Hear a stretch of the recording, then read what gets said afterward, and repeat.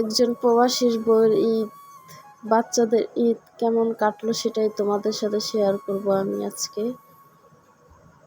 তো ঈদের দিন তো গেছে, তা আমি ঈদের দিন কোনো জায়গায় যাইনি বাচ্চাদের নিয়ে। আর আত্মীয় স্বজন সবাই বাড়িতে চলে গেছে, আমি বাড়িতে যাইনি একটু সমস্যার কারণে। তা আমাদের ঈদটা কিরকম কাটলো সেটাই তোমাদের সাথে বলবো।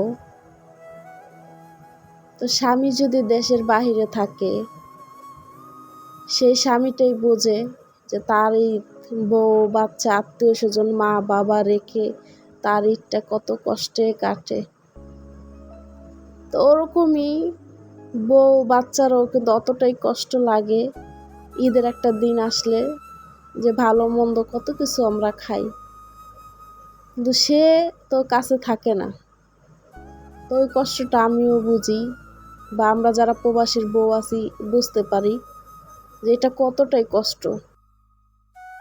তো আপনার আশেপাশে যারা থাকে, প্রতিবেশী বা আরও অনেক মানুষজন, যখন রাস্তাঘাটে বের হই তখন দেখি যে না, স্বামী স্ত্রী বাচ্চাদেরকে নিয়ে একসাথে ঘুরতেছে, তখন খুব মন খারাপ হয়।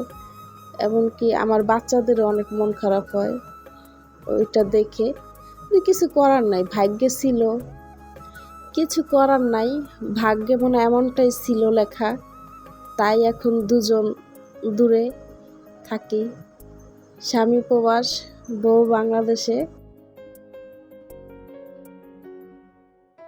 তো এইভাবে দিনটা কাটতেছে। তো ঈদের দিন তো আমার কোনো জায়গায় যাওয়া হয় নাই, বের হইতে ভালো লাগে নাই, মনটা খুব খারাপ ছিল।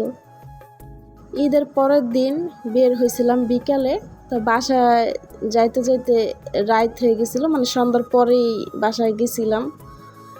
তো আজকে আর কোনো রান্নার ভিডিও দিলাম না, তারপর ভিডিওটা তোমরা দেখো।